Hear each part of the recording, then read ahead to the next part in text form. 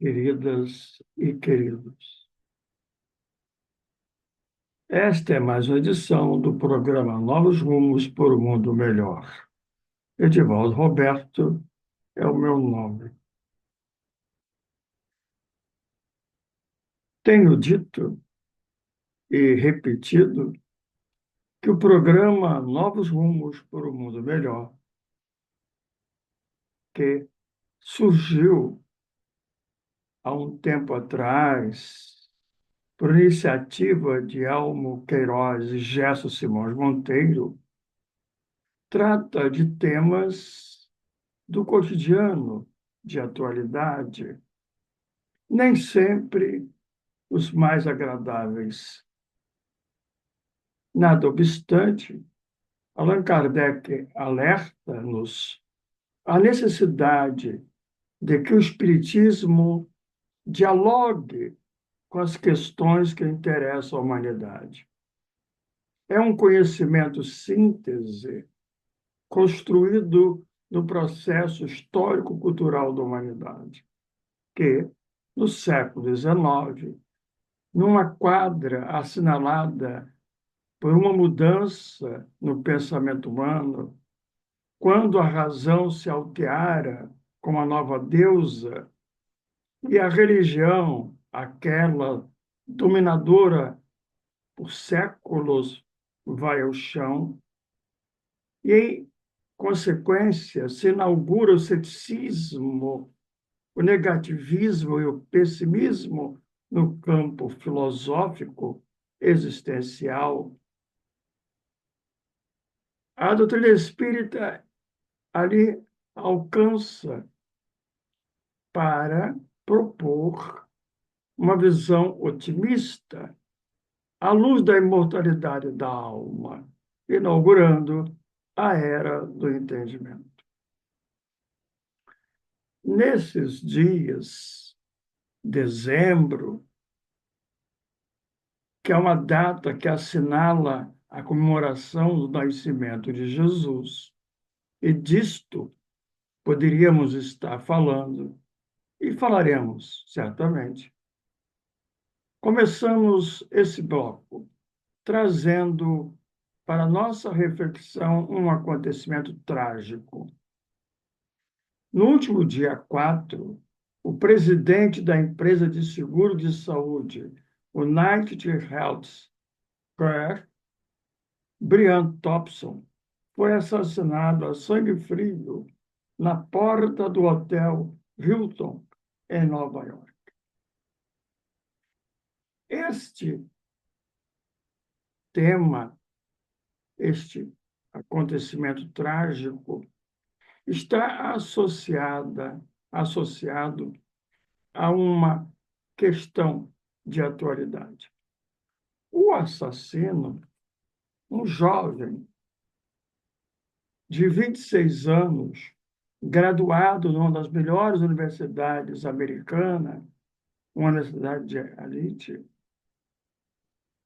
família rica de Maryland, o que levou esse jovem a esse gesto ensandecido? Os investigadores, tentando alcançar a motivação que teria levado o jovem a cometer esse gesto translocado, Luigi Magione é o seu nome. Era um jovem considerado brilhante na universidade, respeitado pelos seus pais. E no processo de investigação, a polícia vai alcançar material escrito, documentos, e nesses documentos, o jovem Luigi, ele tem uma anotação interessante. Uma das citações, segundo os investigadores, favoritas desse jovem, atribui-se a um pensador indiano Krishnamurti. A afirmativa é a seguinte: não é sinal de saúde estar bem ajustado a uma sociedade profundamente doente. O que esse jovem está tratando? De uma condição contraditória. Os adoeceres próprios de todos nós, em qualquer sociedade, desde as mais pobres às mais prósperas, que obrigam a buscar saúde através de sistemas de saúde, e no caso dos Estados Unidos, é um sistema privado, fundamentado no lucro empresarial. E é exatamente isto que vai se referir o jovem Luigi, dizendo que, à medida que a empresa de capitalização de mercado, aquela empresa de saúde, cresceu, a expectativa de vida dos americanos não cresceu. E acrescento, continuam essas empresas a explorar nosso país para obter lucros imensos, porque o público americano permitiu fizesse isso. O que ele está questionando é um modelo de sociedade econômico-financeira que privilegia essa dimensão da vida humana, até em detrimento do bem-estar, da saúde, do equilíbrio emocional dos que compõem a sociedade. De uns tempos esta parte, esse modelo econômico da globalização financiarizada cada vez mais está na busca do lucro desenfreado, que provoca uma desigualdade sem igual no mundo. Mais do que a pobreza é a desigualdade. Vejamos o caso brasileiro. O IBGE, recentemente, baseado nos indicadores sociais de 2023, diz que a pobreza foi a menor já registrada na história. Nada obstante, permanece e cresce a desigualdade de riquezas, desigualdades sociais que a desigualdade de riqueza, promove. Diz os textos, com base no IBGE, 20% mais pobre do Brasil detém 4% de renda total do país, enquanto os 20% mais ricos detêm 57% da riqueza. E ficamos a pensar esse tema, que já era da preocupação de Allan Kardec no século XIX, em sua metade, quando, no Livro dos Espíritos, na questão 808, ele pergunta se a desigualdade das riquezas não se originará das diferenças, das desigualdades próprias de todos nós, intelectuais, morais, aptidões. Porque ele antes houvera perguntado, na questão 806, sobre a desigualdade das condições humanas. E Allan Kardec recebe da espiritualidade a resposta que a desigualdade sociais não são da ordem natural. É obra do homem e não de Deus. E Allan Kardec pergunta sobre o futuro, se estas desigualdades sociais desaparecerão. Os espíritos respondem que sim, dado o progresso. Mas o progresso a que ele se refere não é só intelectual, tecnológico, dos robôs, dos algoritmos, mas quando se der o progresso moral.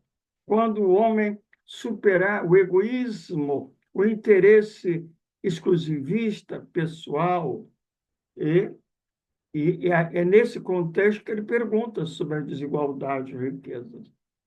E os espíritos, respondendo, dizem que a desigualdade de riqueza não é natural. mas também dizem sim e não, porque certamente algumas dessas conquistas de bens é, se dão por mérito, por esforço, por trabalho, quiçá a herança que uma pessoa tem, que lhe confere essa condição de pessoa rica. Mas há uma outra explicação para essa desigualdade, que se aplica muito em atualidade e da velhacaria e do roubo que dizeis. Quer dizer, há desigualdade de riqueza pela velhacaria, pela astúcia, pela esperteza, pela forma de determinados segmentos se apropriarem dos bens por meios, é, às vezes legais, mas à margem das leis, com jeitinho, com manobras, para ir se tornarem cada vez mais ricos, quando não o roubo direto, o roubo, sobretudo, de bens públicos, a, a corrupção que campeia. Então, tudo isso por conta da busca desenfreada de riqueza. Joana de Anjos, examinando esse tema em uma das oportunidades, no seu livro Ser Feliz Hoje, assim diz: os deuses da economia alertam e aprisionam os apaixonados pelo ter e pelo poder, nos seus cofres máquinas de ações e títulos, entusiasmando-os a ponto de se escravizarem aos jogos das bolsas e negócios variáveis que propõem, segundo eles, a felicidade. São os deuses da economia. E o templo desses deuses são os shoppings, porque a economia está sustentada num consumismo desenfreado. Prossegue a benfeitora, firma o conceito de que aqueles que são aquinhoados com a fortuna desfrutam da plenitude porque podem adquirir tudo quanto ambicionam. Paraísos de indescritível beleza são-lhes oferecidos para os períodos de férias ou permanentes férias com ausência de sentimentos elevados. Ouvidam que o dinheiro nenhum consegue apagar a culpa na consciência, oferecer afeto real e de profundidade. Pois bem, permanecem esses segmentos na aparência de satisfações fisiológicas, emocionais. E aí, esse é o quadro em que nos encontramos, por enquanto, e estamos aí pensar. Um outro escritor, escreve no jornal o Globo, já me referi aqui sobre ele, é um escritor português angolano. Diante deste fato, ele se refere à crise civilizacional, tal qual os espíritos, quando atestam essa diferença entre o progresso intelectual, material e o progresso moral. Dizer assim: sinto-me impreparado para enfrentar o futuro, porque não compreendo o crescimento dos movimentos totalitários, a revalorização do egoísmo, a atual cultura de desprezo pelos direitos humanos, pelo ambiente e pela justiça social. Tenho medo de viver num tempo no qual o progresso tecnológico, não acompanhado por um correspondente avanço ético e moral, muito pelo contrário, me parece ter potencial para gerar os piores desastres. Uma coisa é um bárbaro com a espada na mão, outra coisa é o bárbaro com acesso a um arsenal nuclear. Esse é o quadro dessa quadra histórica em que estamos, sem dúvida. E isso leva a uma loucura crescente. E um escritor festejado, cientista, professor, ele é da USP, Pablo Hortelado, ele analisando esse mesmo tema estamos a tratar desse crime bárbaro cometido por um jovem americano ao executar um executivo que está virando moda. Ele diz o seguinte: ah, ah, ele, e como o público americano reagiu ao assassinato de Thompson? Uma publicação dos executivos da empresa no Facebook, lamentando a morte do presidente da empresa, recebeu 62 mil reações. 57 mil delas são emojis de risada. Das 10 publicações com mais engajamento no X, 6 demonstraram apoio ao assassinato. Faziam piadas sobre isso. Então, o assassinato de Thompson, esse crime cometido pelo jovem Maggione, tornou o herói popular, evidencia um cenário preocupante de crise civilizacional. Quando um crime brutal desperta não repulsa, mas simpatia e celebração, é sinal de que a sociedade atingiu um ponto crítico de descontentamento e desespero. É aquilo que o próprio jovem anotou do Gedi Krishnamurti. A sociedade está doente, não são pessoas doentes de cardiopatia, de câncer. Não, é doença moral. É aquilo que outro pensador, Erich Fromm, na psicanálise contemporânea, no seu livro, já fala desse adoecimento de valores. Esta é a crise, isso é grave. Isso deveria ser estudado, tratado como se tratam os cânceres, com prioridade. A sociedade está doente de valores. E tudo isso é consequência do materialismo, que que é fruto da incredulidade. Uma coisa é a face da outra. Tudo isso diz lá Paulo, repito, no Livro dos Espíritos, nasceu do fracasso da religião. Aquela religião derrubada pela ciência, tanto quanto a razão derrubou a fé, trazendo a incredulidade, a religião do fundamentalismo, do Deus que castiga, do pecado original do inferno, provocou a incredulidade que levou a essa noção materialista, esse ter, poder, dinheiro. Essa é a grande crise civilizatória em que nos encontramos. Então, estamos aqui a refletir isso nesse momento, num dia de dezembro que antecede o dia 25 do nascimento de Jesus, para a gente pensar. Pode ser um tema desagradável, mas é necessário que reflitamos sobre isso, que saiamos da poltrona, da comodidade, da ociosidade, para entender esse grave momento que estamos atravessando. Progresso material e bem avançado, como disse o Eduardo, o escritor angolano, e o atraso moral, o egoísmo cavalar, o interesse pessoal que se reflete nessa busca pelo ter, pelo poder, por uma noção equivocada de felicidade. Vamos pensar sobre isso. E aqui vamos encerrando esse primeiro bloco.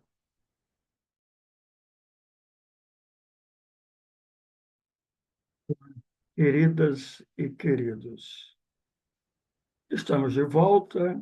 Este é o bloco 2 do programa Novos Rumos por um Mundo Melhor, a edição de hoje. Edivaldo Roberto é o meu nome. Nesta oportunidade, colocamos a luz da doutrina espírita, já que ela é um sol que trouxe para a humanidade a nova era, a era do entendimento, sobre um acontecimento lamentável. Melhor se diria trágico. Um jovem americano, bem posto, é o assassino de um alto executivo de uma empresa de seguro de saúde. Ele o faz dizendo quanto esse essa empresa, por não atender devidamente aqueles que se propõem a cuidar, por ganância e desejo mais lucro, ela teria que ser punida na pessoa daquele executivo. Pois bem, este fato, como eu disse, lamentável, trágico, mereceu a comentários, análises dos mais renomados jornalistas. Um deles, que escreve no jornal o Globo, Pablo Hortelado, professor da USP, deu à matéria o título Assassino vira herói popular. E ele conclui os seus comentários assim: o assassinato de Thompson e a transformação de Magione em herói popular evidenciam um cenário preocupante de exaustão coletiva e descrença nas instituições. Quando um crime brutal desperta não a repulsa, mas a simpatia e a celebração. Sim, celebraram a morte do executivo e aplaudiram o seu assassino. É sinal de que a sociedade atingiu um ponto crítico de descontentamento e desesperança. Esse sentimento de frustração, quando negligenciados, podem se expressar de formas extremas, seja no apoio a um assassino, seja na ascensão de um presidente. E um outro jornalista, escritor angolano, diz José Eduardo Aqualusa, ele fala de uma crise civilizacional. E assim diz: sinto-me impreparado para enfrentar o futuro, por não compreender o crescimento dos movimentos totalitários, a revalorização do egoísmo, a atual cultura de desprezo pelos direitos humanos, pelo ambiente e pela justiça social. Tenho medo de viver num mundo ou num tempo no qual o progresso tecnológico não é acompanhado por um correspondente avanço ético e moral. Muito pelo contrário. Pois bem, toda essa análise de uma conjuntura atual se identifica com o que a doutrina espírita tem dito. O progresso intelectual deveria ser acompanhado do correspondente progresso moral. Mas o que não tem acontecido nesses 200 últimos anos, com todas essas graves consequências. Não é? O materialismo que nasceu no século XIX, trazendo uma filosofia nadaísta, pessimista e imediatista, fruto de uma descrença, de uma incredulidade, por conta do fracasso da grande instituição religiosa ocidental, trouxe-nos, segundo Paulo, na pergunta 1009 dos Espíritos, essa desorganização social. Indo adiante, nesse bloco, vamos buscar a nossa querida Joana de Ângeles em um dos seus livros, Tesouros Libertadores, pelas mãos do nosso querido Divaldo Pereira Franco. Diz ela, sempre quando ocorre o pensamento em torno de tesouros terrestres, a imaginação desborda e passa a relacionar os valores que promovem os indivíduos à situação invejável da posse, da ostentação e da grandeza material. Aí ela fala dos títulos, das coisas dos títulos de vária ordem, as gemas preciosas, a bolsa, que permite que essas pessoas, esse segmento, que no caso do Brasil, eles são aqueles que acumulam a riqueza. Os 20% mais ricos detêm quase 60% da riqueza nacional. São esses os donos dos veículos especiais, é, de mansões, iates, aviões. Na medida que o tempo passa, diz ela, enquanto se avolumam os compromissos de negócios e recreações e jogos por novas conquistas, invariavelmente o tédio, esse mal-estar que se referia a Sigmund Freud por volta da Segunda Guerra Mundial no século passado, ou o estresse, lhes dominam. E eles que pensam ser possuidores se tornam possuídos pelos teres e haveres e se aprisionam numa gaiola de ouro. Concomitantemente, experienciam necessidades profundas, ou seja, todos esses bens do ter, do poder, não lhes preenche o vazio interior. E aí fazem mecanismos de fugas em comportamentos desregrados, uso da droga e assim por diante. Prossegue ela. Eles não têm convivência familiar, afetos, porque estão cercados de bajuladores, de interesseiros, temem a tudo e a todos. É, e aí ela continua. O interesse que muitos demonstram em participar do seu ciclo de amizade só tem esse interesse imediatista que eu disse. Bom, aí os anos passam, segundo ela, envelhecem, não conseguem evitar a morte, e quanto menos também certos adoeceres próprios da condição corpórea. E aí ela vai se referir a alguns missionários do bem, que são exceção.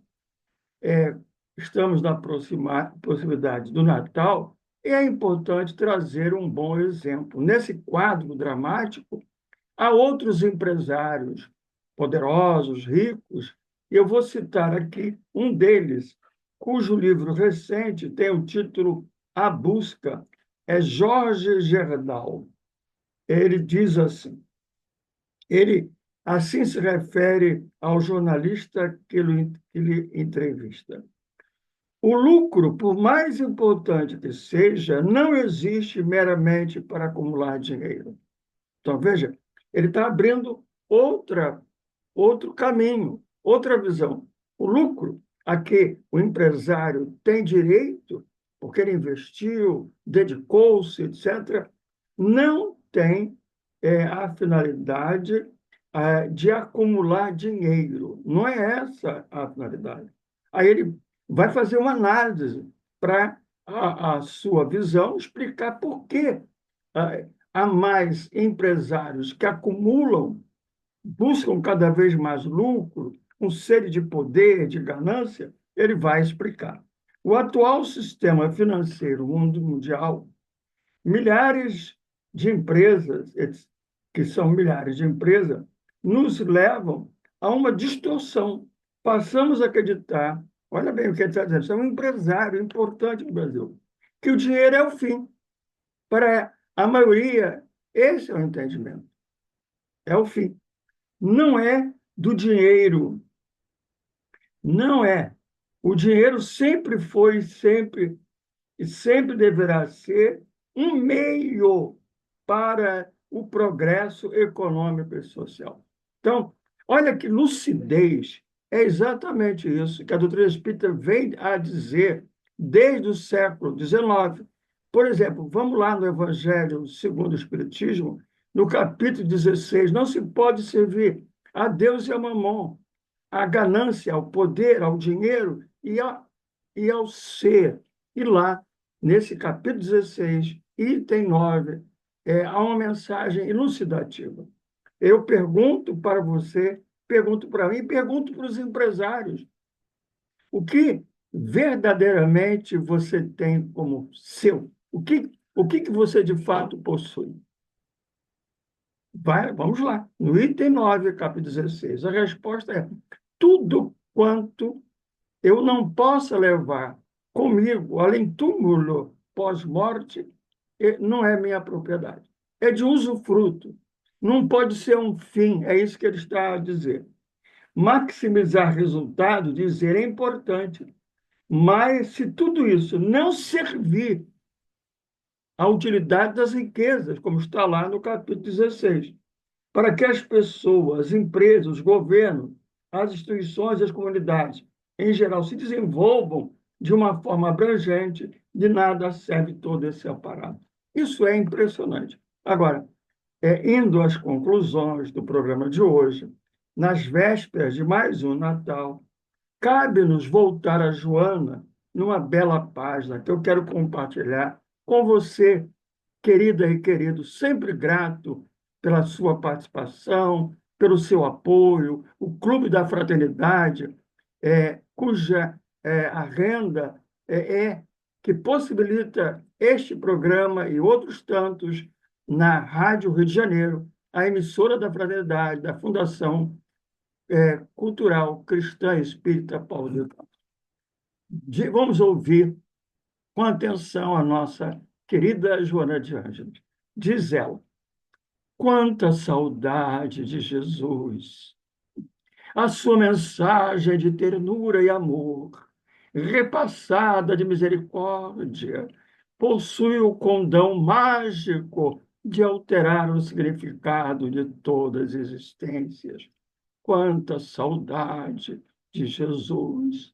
A ingenuidade incerta na sabedoria dos seus ensinamentos é um poema de atualidade em todos os tempos que comove, propicia equilíbrio e restaura a compreensão dos deveres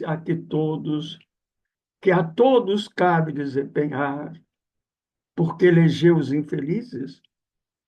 Jesus desce das alturas, se abriga numa manjedoura, criança, para mais tarde, vestido de luz no entardecer, cantar as bem-aventuranças, escolhendo os infelizes de todos os tempos.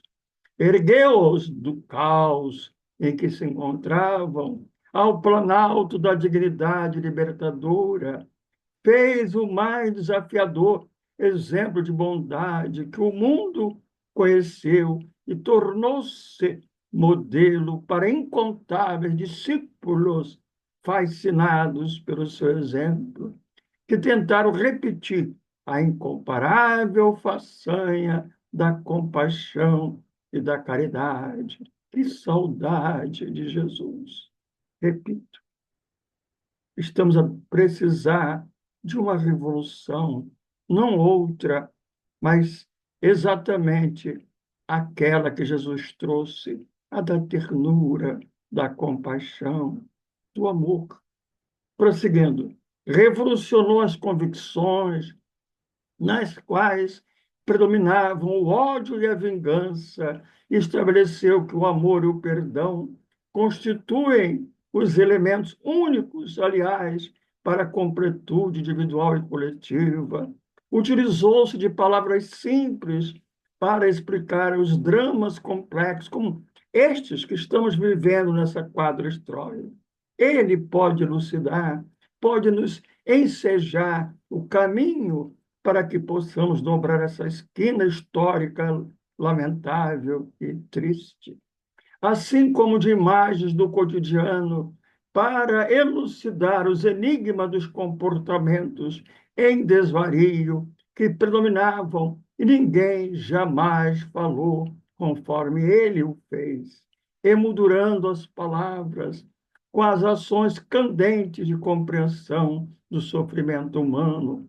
Ninguém que valorizasse a pobreza e os testemunhos de dor como instrumento de elevação moral, como ele o fez nesses dias de complexas angústias, não são diferentes as aflições que necessitam da presença e do socorro de Jesus.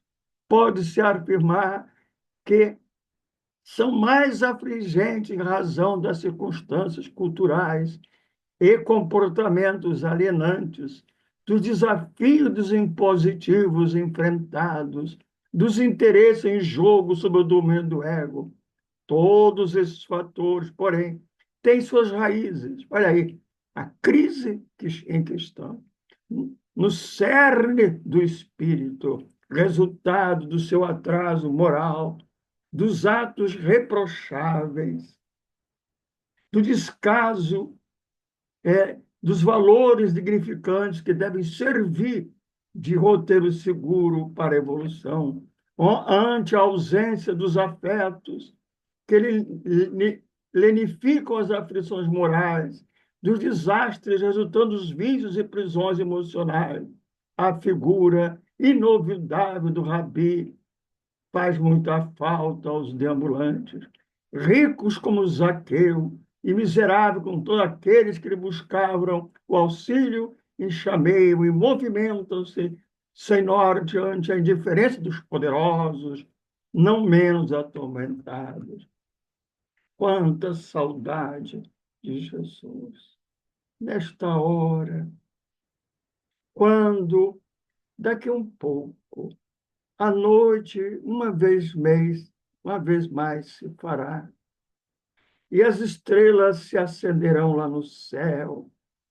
Uma delas há de destacar e, de forma fulminante, há de chegar à terra uma vez mais, teimosamente, como uma criança, inaugurando mais uma vez a esperança para você, querida e querido, para mim, para todos nós, em tempos melhores, que façamos um grande silêncio nessa noite particular, que mais uma vez somos chamados a vivenciar dentro da grande noite de dor, de conflitos em que nos encontramos, e no silêncio interior.